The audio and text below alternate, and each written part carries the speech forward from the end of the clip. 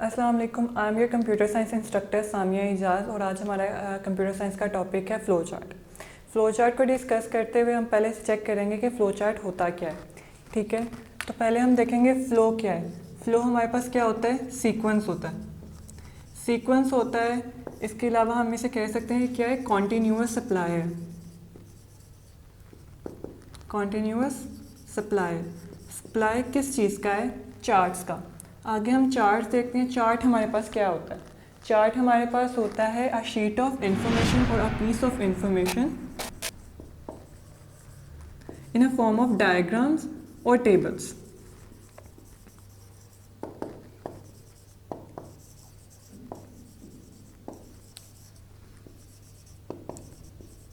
Diagrams और tables, ये तो हो गया फ्लो और चार्ट का हम कह सकते हैं फ्लो और चार्ट की डेफिनेशन और मीनिंग।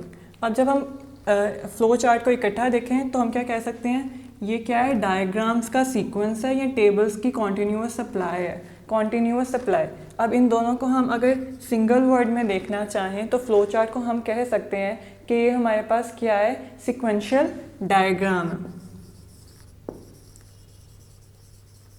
Sequential diagram. इसके अलावा हम इसे और क्या कह सकते हैं, हम इसे स्ट्रक्चरल आउटलाइन भी कह सकते हैं।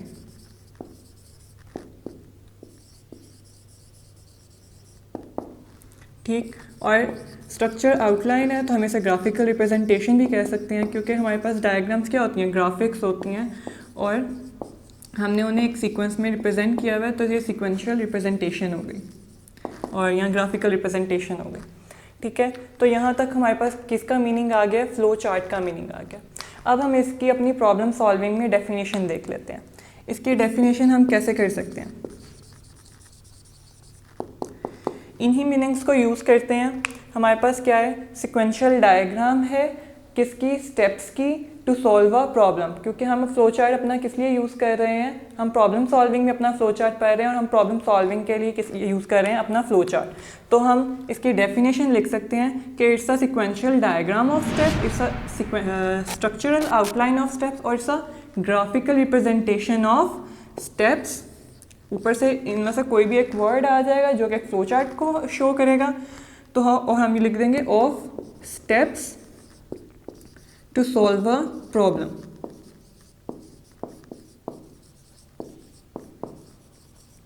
ठीक, अब हमारे पास स्टेप्स किस चीज़ के हैं।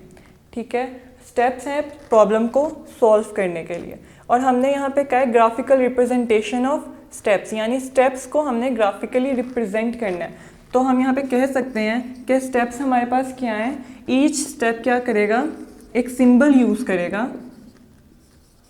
Each step uses symbol as its a graphical representation। और फिर हमने कहा है ये सीक्वेंस ऑफ स्टेप्स है, तो जो कि ग्राफिकल रिप्रेजेंटेशन है और ये सीक्वेंस ऑफ स्टेप्स है, तो सीक्वेंस ऑफ स्टेप्स को हम क्या कह सकते हैं कि अगर स्टेप्स हमारे पास सिंबल्स की फॉर्म में हैं तो आगे सिंबल्स कैसे कनेक्टेड होंगे, symbols are connected with each other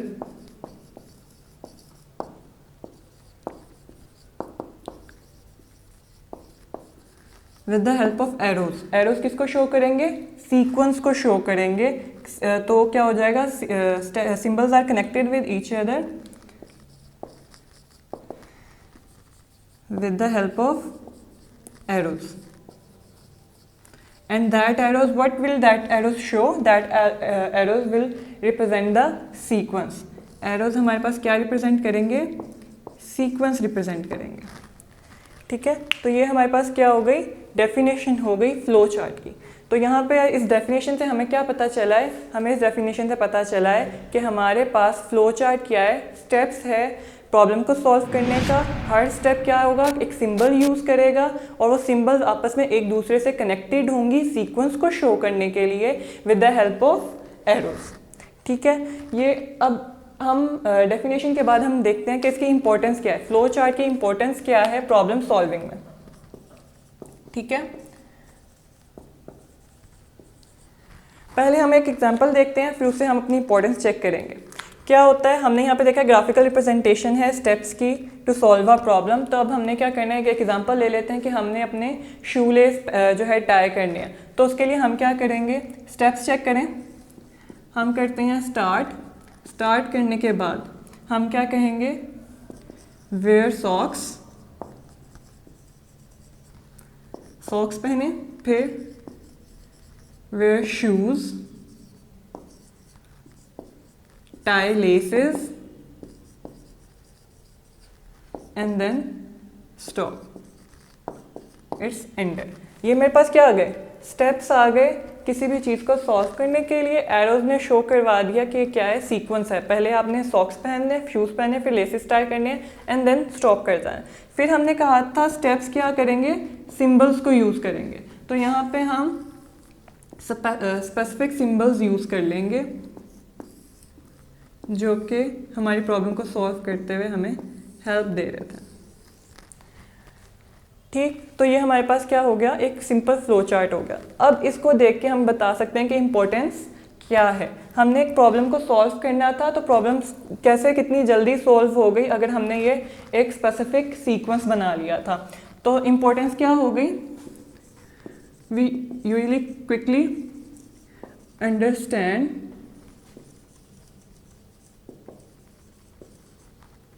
the solution. हमें सॉल्यूशन बहुत जल्दी पता चल जाता है और हम way to solve a problem हमें यानी जल्दी पता चल जाता है, जो कि सॉल्यूशन होता है क्या, way to solve a problem. हमने प्रॉब्लम कैसे सॉल्व की है इसका सीक्वेंस हमें फ्लो चार्ट के थ्रू जल्दी पता चल जाता है।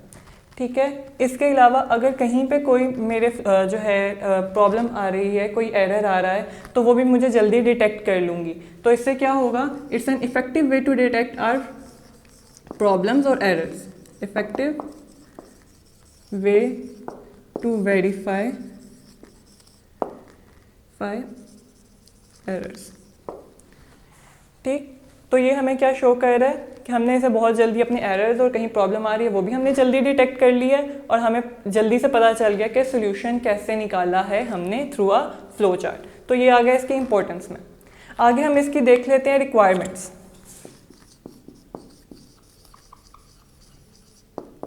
रिक्वायरमेंट्स हमारे पास होती क्या हैं बेसिकली, हमने यहाँ पे देख रहे हैं फ्लो चार्ट के रिक्वायरमेंट्स। तो पहले देखें रिक्वायरमेंट्स क्या होती हैं।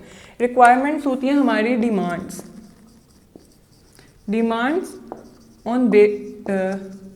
on basis of our needs। हमें किस चीज़ की ज़रूरत है उस पे हम जो डिमांड करते हैं वो हमारी होती है रिक्वायरमेंट्स।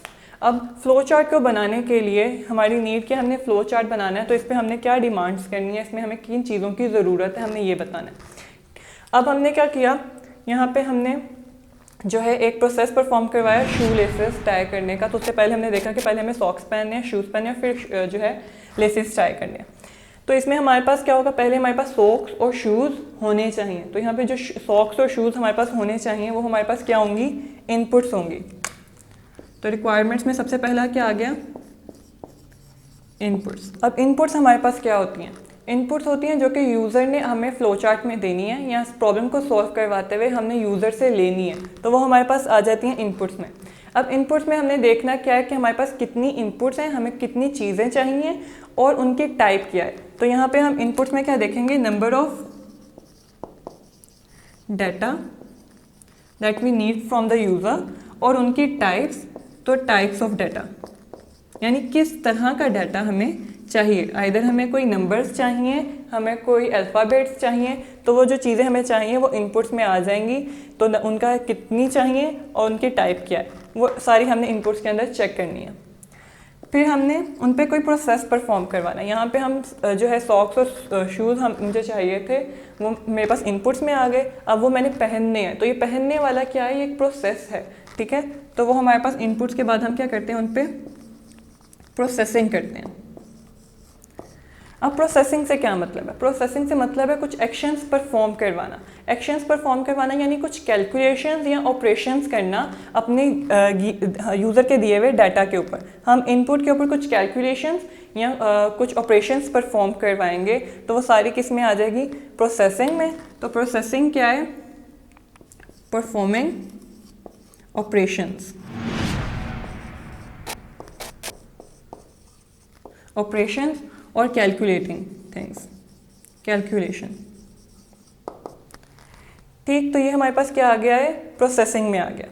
अब इसके अलावा हमारे पास क्या होता है, अब मैंने यूज़र ने डाटा दे दिया, उसके बाद उसने उसके ऊपर कुछ ऑपरेशंस वगैरह परफॉर्म करवा दी, और अब उसके क्या है, उसने डिसाइड करना है आइदर उसका जो रिज़ल्ट है वो रिक्वायर्ड रिज़ल्ट है या नहीं है। तो यहाँ पे हम चेक करेंगे हमारा सोल्यूशन सही आया है जो हमें चाहिए था या नहीं आया। उसको देखने के लिए हम क्या करेंगे, आउटपुट्स चेक करेंगे। तो थर्ड पार्ट में हम पहले आउटपुट चेक करेंगे, तो वो हमारी क्या होगी, डिसीजन मेकिंग होगी। हम डिसाइड करेंगे कि आइदर हमारा रिक्वायर्ड रिजल्ट आया है या नहीं आया। डिसीजन मेकिंग में हम क्या चेक करेंगे, अपना रिक्वायर्ड रिजल्ट। ठीक है, अब वो रिक्वायर्ड रिजल्ट डिसीजन मेकिंग में चेक कर लिया और हमने कह दिया अगर रिक्वायर्ड रिजल्ट है तो ये ट्रू है, यानी जो हमारा आंसर है वो ट्रू है, और अगर नहीं है तो वो क्या है, फॉल्स है। डिसाइड करने के बाद हम अपनी आउटपुट चेक करेंगे। अगर आंसर सही आया है तो वो हमारा रिजल्ट वही होगा, तो फिर हम उसे कहेंगे कि हमें ये वाला जो आउटपुट है ये रिटर्न करवा दो, यूज़र ने इनपुट दी थी, अब उसको ये वाला रिज़ल्ट दे दो। यूज़र को जो रिज़ल्ट देना है, जो डिस्प्ले करवाना है, वो हमारे पास आ जाएगा आउटपुट में। तो ये हमारे पास क्या करवाएगा, रिज़ल्ट डिस्प्ले करवाएगा। ठीक है, तो हमारे पास 4 बेसिक रिक्वायरमेंट्स होती हैं, इनपुट, प्रोसेसिंग, डिसीजन मेकिंग और आउटपुट। तो इनमें हमने क्या चेक कर लिया कि हमें पूरे फ्लो चार्ट बनाने में किन किन चीज़ों की रिक्वायरमेंट है। तो ये हमारी रिक्वायरमेंट्स हो गई। अब हम आगे देख लेते हैं कि हमारा जो इन रिक्वायरमेंट्स में हमने हर रिक्वायरमेंट के लिए कौन सी सिंबल्स यूज़ करनी है, क्योंकि हमने पहले ही कहा था कि हम सिंबल्स यूज़ करेंगे ईच स्टेप में। तो अब हर रिक्वायरमेंट में उसके मुताबिक उनकी सिंबल्स होंगी। तो अब हम क्या देख रहे हैं, सिंबल्स देख रहे हैं।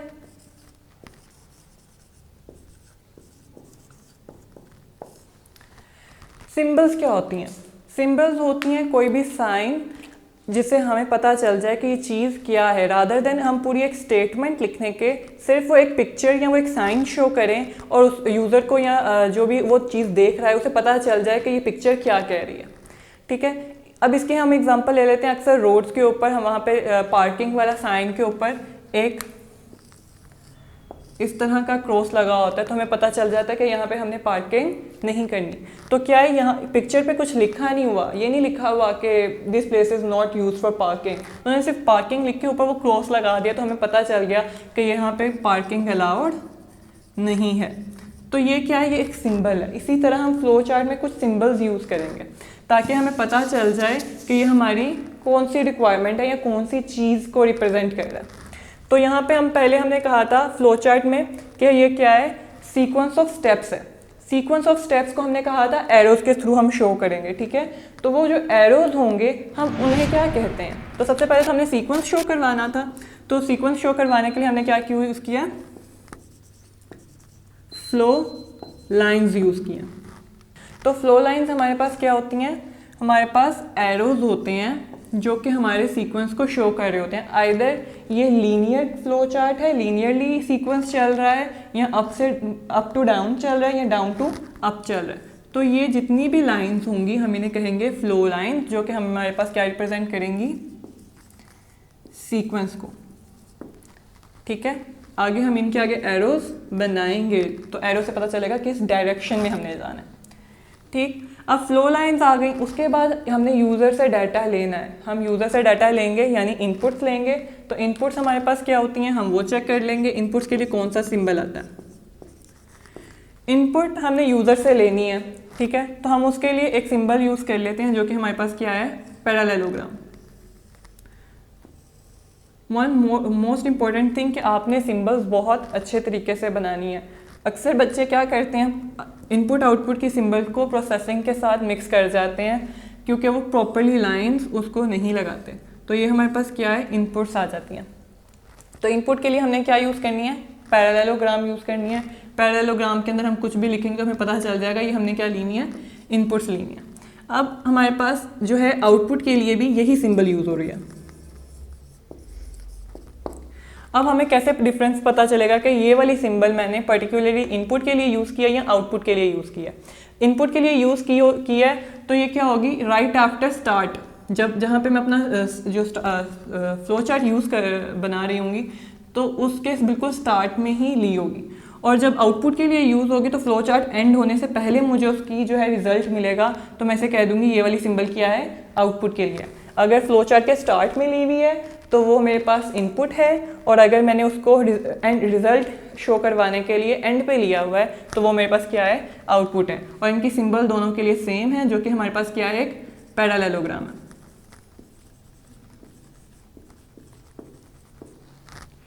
उसके बाद हमारे पास थर्ड रिक्वायरमेंट थी प्रोसेसिंग, जो कि हमारी यहाँ पे आ जाएगी। अब प्रोसेसिंग को हमने कैसे शो करवाना है। प्रोसेसिंग में मैंने बताया कि कैलकुलेशंस परफॉर्म करवाते हैं, कुछ ऑपरेशंस परफॉर्म करवाते हैं, और इसमें हम क्या करते हैं, फॉर्मूलाज लिखते हैं। तो इसके लिए हमने एक रेक्टेंगल यूज़ करनी है। तो यही मैं कह रही थी, आपने प्रोसेसिंग को इनपुट आउटपुट सिंबल के साथ मिक्स नहीं करना।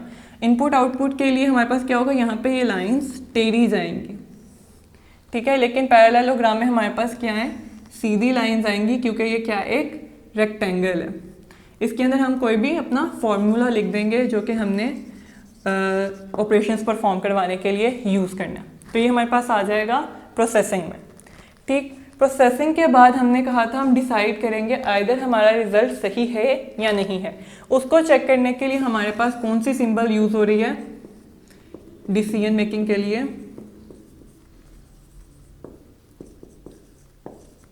Diamond symbol. हम यहाँ पे वो कंडीशन लिखेंगे कि आइदर हमारा रिजल्ट ये आता है तो क्या है, ये ट्रू है, और अगर नहीं है तो ये क्या है, फॉल्स है। अगर ट्रू है तो इसके बाद हमने क्या करना है, वो सीक्वेंस ऑफ स्टेप्स आ जाएंगे, और अगर फॉल्स है तो इसके बाद क्या करना है, तो वो सीक्वेंस ऑफ स्टेप्स आ जाएंगे। तो ये हमारे पास डिसीजन मेकिंग के लिए है, और यहाँ पे अंदर हमारे पास क्या लिखी होगी, कंडीशन होगी, जो कि हमने अपना रिजल्ट चेक करने के लिए लगानी है, डिसीजन मेकिंग। फिर इसके बाद आउटपुट की सिंबल हमारे पास क्या आ गया, स्टार्ट में ही आ गई है। अब हमने अपना फ्लो चार्ट ऑब्वियसली कहीं से स्टार्ट करवाना है और कहीं पे एंड भी करवाना है, यानी उसका स्टार्टिंग और एंडिंग पॉइंट हमें पता होना चाहिए कि कहाँ से हमारा फ्लो चार्ट स्टार्ट हुआ और कहाँ पे एंड हुआ। तो हम अपने स्टार्टिंग और एंडिंग पॉइंट को टर्मिनल्स कहते हैं। क्या कहते हैं, टर्मिनल्स,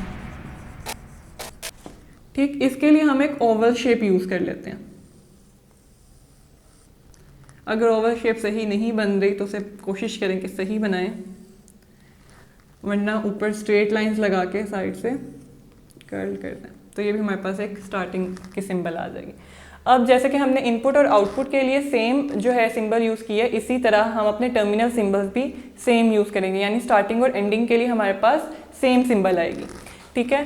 तो अगर ये बिल्कुल फ्लो चार्ट के स्टार्ट में आ रहा होगा तो हम इसे स्टार्ट में लिखेंगे, तो हम कह देंगे यहाँ से हमारा फ्लो चार्ट स्टार्ट हो रहा है, और जब एंड पे आएगी तो यहाँ हमें शो करवा देगा कि यहाँ पे एंड हो रहा है। और इसके अलावा हम बीच सेंटर में इसके लिख भी देंगे स्टार्ट और स्टॉप, तो हमें पता चल जाएगा कि कहाँ से स्टार्ट हो रहा है और कहाँ पे एंड हो रहा है। इसके अलावा एक इम्पोर्टेंट सिंबल हमारे पास है कनेक्टर्स की। कनेक्टर्स क्या होते हैं, कनेक्ट करने वाले, कनेक्टर्स कनेक्ट करने वाले। तो यहाँ पे हमने क्या करना है, हमारा अगर फ्लो चार्ट बहुत लेंथी हो गया, एक पेज पे लिखा,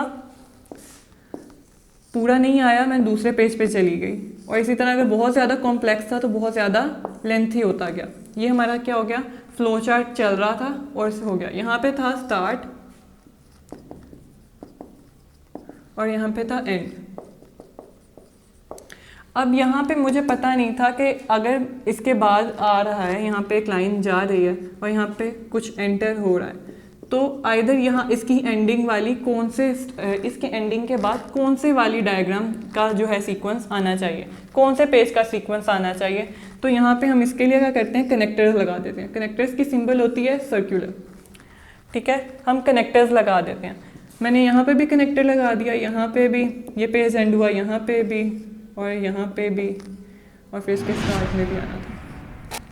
कनेक्टर्स लगा दिए, अभी भी नहीं पता चल रहा कि ये वाला कनेक्टर इसके साथ कनेक्ट हुआ हुआ है या ये वाला कनेक्टर इसके साथ कनेक्ट हुआ हुआ है। तो इसके लिए हम क्या यूज़ करते हैं, बीच में कुछ वेरिएबल्स या और आगे कुछ अल्फ़ाबेट्स यूज़ कर लेते हैं। अगर मैं यहाँ पे ए लिख रही हूँ, अगर इसके बाद वाला पेज पे मैंने जब गई हूँ तो वहाँ पे भी मैं क्या लिखूँगी, ए लिखूँगी, यानी ए से कनेक्ट हो गए, इसके बाद ये वाला पेज आना चाहिए।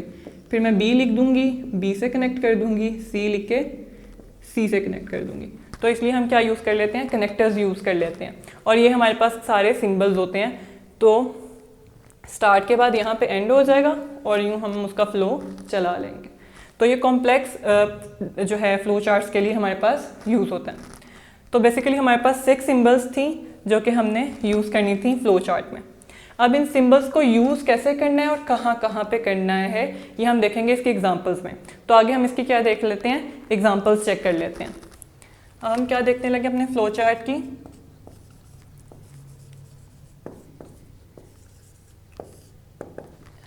एग्जाम्पल्स देखने लगे। अब एग्जाम्पल देखने से पहले मैं यहाँ पे दोबारा से उसकी सिंबल्स ड्रॉ कर देती हूँ ताकि हम उसे साथ साथ चेक करते जाएं। तो हमारे पास सबसे पहली सिंबल थी टर्मिनल्स की, स्टार्ट और स्टॉप की, जो कि हमारे पास कौन सी सिंबल थी, एक ओवल सिंबल थी। उसके बाद मैंने इनपुट लेनी थी और इनपुट आउटपुट की हमारी सेम सिंबल होती है तो उसे साथ ही लिख लेते हैं। और वो कौन सी थी, एक पैरेललोग्राम थी। इनपुट आउटपुट के बाद हमने क्या, इनपुट लेने के बाद हमने उसके ऊपर प्रोसेसिंग परफॉर्म करवानी होती है। तो प्रोसेसिंग के लिए हम सिंबल यूज़ कर लेते हैं रेक्टेंगल की। प्रोसेसिंग के बाद हमने डिसीजन मेकिंग करनी होती है, डिसाइड करना होता है आइदर हमारी सिंबल, हमारा रिजल्ट सही आया है या नहीं आया। तो वो डिसीजन मेकिंग में आ जाता है और इसमें हम क्या यूज़ करते हैं, डायमंड सिंबल यूज़ करते हैं। फिर उसके बाद हमने कनेक्टर्स यूज़ करने होते हैं। कनेक्टर्स के लिए हम सर्कुलर सिंबल यूज़ कर लेते हैं। और मोस्ट इम्पॉर्टेंट हमारे पास क्या होती हैं, फ्लो लाइंस होती हैं, जिन्होंने हमें सीक्वेंस बताना होता है तो वो हम लगाते हैं। ठीक है, तो ये हमारे पास सारी क्या आ गई हैं, सिंबल्स आ गई हैं। अब एग्जांपल्स चेक कर लेते हैं। सबसे सिंपल एग्जांपल लेते हैं। हमने क्या करना है, एरिया ऑफ रेक्टेंगल फाइंड करना है। सिंपल सा है, क्या फाइंड करना है, एरिया ऑफ रेक्टेंगल। सबसे पहले तो मुझे पता होना चाहिए मेरी इनपुट आउटपुट क्या है और उसकी प्रोसेसिंग के लिए फॉर्मूला कौन सा यूज़ होना है। ठीक है, रेक्टेंगल हम देख लेते हैं। हमारे पास रेक्टेंगल क्या होती है, रेक्टेंगल हमारे पास एक ये सिंबल है। ठीक है, इसकी कोई लेंथ है और कोई इसकी विड्थ है। तो ये लेंथ है और विड्थ है। ठीक है, तो ये हमें पता होनी चाहिए। और फिर इसका फॉर्मूला क्या है हमारे पास एरिया निकालने का, कि एरिया हमारे पास क्या होता है, लेंथ इनटू विड्थ होता है। ठीक है, तो हमें इसका इनपुट पता चल गई, हमारे पास लेंथ और विड्थ होनी चाहिए। निकालना हमने एरिया, जो कि हमारी क्या हो जाएगी, आउटपुट हो जाएगी। और ये फॉर्मूले के थ्रू हमने प्रोसेसिंग में लगाना है। अब इसको स्टार्ट करते हैं। हर सिंबल हर जो है फ्लो चार्ट बनाने के लिए उसे स्टार्ट करना है। तो स्टार्ट करने के लिए हम सिंबल यूज़ करेंगे स्टार्ट का, उसमें लिख देंगे ये क्या है, स्टार्ट। स्टार्ट किया, उसके बाद हमने क्या लेना है, यूज़र से इनपुट्स लेनी है। तो इनपुट लेने के लिए सिंबल कौन सी थी यहाँ पे, पैरेललोग्राम। तो यहाँ पे हम एक पैरेललोग्राम बनाएंगे। यहाँ पे लिख लेंगे इनपुट लेंथ कोमा विड्थ। आप सिंबल्स भी यूज़ कर सकते हैं। अगर आपने सिंबल्स यूज़ नहीं करनी तो आप उसको प्रॉपरली पूरा लिख सकते हैं, लेंथ और विड्थ। अगर एक से ज़्यादा हैं तो हम उसे कोमा से सेपरेट कर देंगे। लेंथ और विड्थ लेने के बाद हमने उस पर प्रोसेसिंग परफॉर्म करवानी है एरिया निकालने के लिए। तो प्रोसेसिंग का सिंबल क्या है, रेक्टेंगल है। तो यहाँ पे हम एक रेक्टेंगल बनाएंगे और इसमें क्या लिख लेंगे, area is equals to length multiply by width. ठीक है, अगर पूरा नहीं आ रहा तो आप अपनी सिंबल बड़ी कर लें, इट डजेंट मैटर। लेकिन आपका जो फ्लो चार्ट है वो नीट और क्लीन होना चाहिए, समझ आनी चाहिए। ये हमारे पास एरिया आ गया। एरिया के बाद हमारे पास क्या आ जाएगा, आउटपुट आ जाएगा। और ऑब्वियसली आउटपुट लेके आने के बाद हमने उसे डिस्प्ले भी करवाना है, यूज़र को शो करवाना है कि ये आउटपुट आई है। तो यहाँ पे हम आउटपुट वाली के लिए सिंबल बनाएंगे जो कि इनपुट वाली ही थी और पैरेललोग्राम थी। ठीक है, तो ये हमारे पास आउटपुट हमने क्या करवानी है, डिस्प्ले करवानी है। तो डिस्प्ले के लिए हम यूजली शो कर देते हैं, प्रिंट लिख देते हैं, प्रिंट एरिया। जो शो करवाना था रिजल्ट वो यहाँ पे लिख लिया, एरिया में स्टोर था यहाँ पे लिख लिया। अभी हमारे साथ पास सारा रिजल्ट आ गया। रिजल्ट आने के बाद हमें क्या करेंगे, इसे एंड कर देंगे। हम अपने जो है फ्लो चार्ट को स्टॉप कर देंगे, स्टॉप। ये हमारे पास क्या हो गया, सीक्वेंस आ गया जिसमें हमने अपनी क्या है प्रॉब्लम सॉल्व किया। लेकिन हमें अभी इस सीक्वेंस का डायरेक्शन नहीं पता। हमने अपनी डेफिनेशन में पढ़ा था the symbols must be connected with the help of arrows. तो यहाँ पे हम एरोज लगा के पहले से कनेक्ट करेंगे। अगर ये कनेक्टेड नहीं है तो ये फ्लो चार्ट नहीं है। फ्लो इसका क्योंकि हमें पता ही नहीं होगा कि हमने इस स्टेप के बाद कौन सा स्टेप करना है। तो ये arrows are the these arrow are the compulsory part of our flow chart. तो इस तरह हमारा क्या हो गया, एक फ्लो चार्ट कंप्लीट हो गया। ठीक, ये वही फॉर्मूला लेंथ इनटू विड्थ वाला हमने प्रोसेसिंग में लगाया, आप देख रहे हैं। अब इसी से रिलेटेड हम थोड़ी और एग्जांपल्स कर लेते हैं। हमने क्या किया था, एरिया ऑफ रेक्टेंगल किया था। अब एरिया ऑफ क्यूब चेक कर लेते हैं। अब सेकेंड एग्जांपल हमारे पास क्या है, एरिया ऑफ क्यूब निकालना है। क्यूब में हमारे पास क्या होती हैं, 3 साइड्स होती हैं। क्यूब हमारे पास होता क्या है वो देख लें। एक 3D इमेज होता है और उसकी 3 साइड्स होती हैं। जैसे कि 3D इमेज में आप अपने रूम को जो है एक्सपोज कर सकते हैं। तो इसकी क्या होगी, एक हाइट होगी, लेंथ होगी और विड्थ होगी। तो इसमें हम अब चेक करेंगे इनपुट क्या है हमारे पास, हाइट, लेंथ और विड्थ। और इसको एरिया निकालने के लिए फॉर्मूला हमारे पास क्या है, height into length into width. हम ये सब कुछ अपने इस ही फ्लो चार्ट में एक दफ़ा चेक कर लेते हैं। हमें इनपुट्स क्या चाहिए, लेंथ, विड्थ और क्या चाहिए, हाइट चाहिए। विड्थ आ गई है और फिर आगे हम क्या ले लेंगे, हाइट। ठीक है, और इसी तरह आगे सिंबल को एक्सपैंड करके क्लोज कर देंगे। ये पैरेललोग्राम बन गई। अब इसमें यहाँ पे हमारे पास इनपुट आ गई है। आगे हम एरिया में भी हम आगे लेंथ, हमारे पास फॉर्मूला क्या था, length into width into height. तो यहाँ पे हम आगे क्या है, हाइट ऐड कर देंगे, मल्टीप्लाई कर देंगे, HEIGHT। तो ये हमारे पास हाइट प्रोसेसिंग में मल्टीप्लाई हो जाएगी। ठीक है, तो एरिया हमारे जो है आ गया length into width into height. और आगे हमने इसकी आउटपुट प्रिंट करवानी है। तो वो हमारे पास क्या है, प्रिंट एरिया। तो हमने एरिया ही था तो वो हमने डायरेक्टली ऐसे लिखा रख दिया। तो ये क्या हो गई, हमारे पास एक सिंपल एग्जांपल हो गई जो कि हमने रेक्टेंगल के लिए भी यूज़ किया और अपने क्यूब के लिए भी यूज़ किया।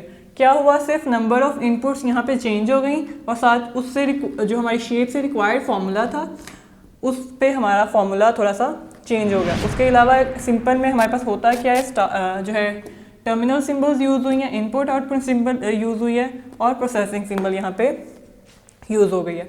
अब इसके अलावा हम एक और एग्जांपल देख लेते हैं, थोड़ा सा एरिया के अलावा भी। तो हम एक टेम्परेचर कन्वर्जन की एग्जांपल देख लेते हैं। टेम्परेचर कन्वर्जन हमने क्या करना है, सेल्सियस से फ़ारेनहाइट में अपना टेम्परेचर कन्वर्ट करना। सेल्सियस और फ़ारेनहाइट हमारे पास क्या होता है, टेम्परेचर को मैयर करने के लिए हमारे पास क्या है, यूनिट्स हैं। जैसे कि हमारे पास मीटर और किलोमीटर दोनों लेंथ को मैयर करने के लिए हैं, लेकिन दोनों का जो साइज़ है वो डिफरेंट होगा। अगर लेंथ में है, अगर वो 1 मीटर है तो किलोमीटर में जो है 1000 मीटर्स आ जाते हैं। 1 metre is equals to 1000 metre in kilometre में 1 kilometre is equals to 1000 metre. तो इसी तरह सेल्सियस और टेम्परेचर जो है वो एक दूसरे में हम कन्वर्ट कर सकते हैं। अब सबसे पहले इसकी इनपुट और इसकी प्रोसेसिंग के लिए फार्मूला चेक करते हैं। इनपुट हमारे पास क्या है, ऑब्वियसली सेल्सियस से फ़ारेनहाइट में जाना है तो हमें पहले सेल्सियस पता होना चाहिए। तो इनपुट में हम ले लेंगे सेल्सियस और इसका फॉर्मूला हमारे पास क्या है, Fahrenheit is equals to Celsius into 5/9 plus 32। तो ये हमारे पास क्या है, इसका फॉर्मूला। अब हम इसकी बेस पे जो है यहाँ पे थोड़ा सा चेंज करके अपना फ्लो चार्ट बनाते हैं। हमने स्टार्ट किया इनपुट में, अभी हमारे पास इनपुट क्या चाहिए, रिक्वायर्ड चीज़ें क्या हैं, वो क्या है, सेल्सियस का चाहिए। तो हम यहाँ पे इसे इरेज कर देते हैं और यहाँ पे हम देख लेते हैं इनपुट हमारे पास क्या होनी चाहिए, सेल्सियस में होनी चाहिए। और ये हमारे पास एक पैरेललोग्राम के फॉर्म में हमने इसे बना दिया। ठीक, अब इसमें हम इसके अकॉर्डिंग फॉर्मूला भी अपना चेंज कर लेते हैं।